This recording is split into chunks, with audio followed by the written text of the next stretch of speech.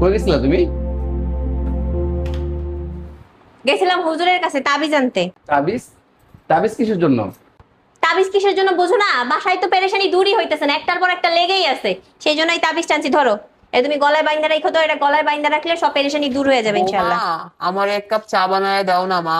আপনি তো সারাদিন কিছু করেন না, আপনি তো নিজে একটু বানায় নিতে পারেন না? তা না বাদ দিয়ে সারাদিন একটার পর একটা একটার পর একটা এটা দাও এটা দাও এটা দাও এটা দাও চাইতেই আরে! থাকেন। আই তুমি চুপ করো, আরে করো না তো। এই, আমি না আমার স্বর্ণের আংটিটা ড্রেসিং টেবিলের উপর খুলে রাখছিলাম, এখন না খুঁজে পাইতেছি না। তুমি কি দেখছো? না তো, আমি তো দেখি নাই। তুমি হারাই ফেলছো? হারাইবো আবার কেমনে, বুঝলাম না তো। তুমি কি দেখছো? এই যে কতদিন ধরে তাবিজটা আইনা দিছি তোমারে, হ্যাঁ 1 মাসের উপরে হইলো, এখনো পর্যন্ত কোনো পেরেশানি তো দূর হইলো না, উল্টা একটার পর একটা লেগেই আছে। তাবিজ কি কাজ করতেছে না? শোনো, আমি তোমার জন্য একটা তাবিজ আনছি।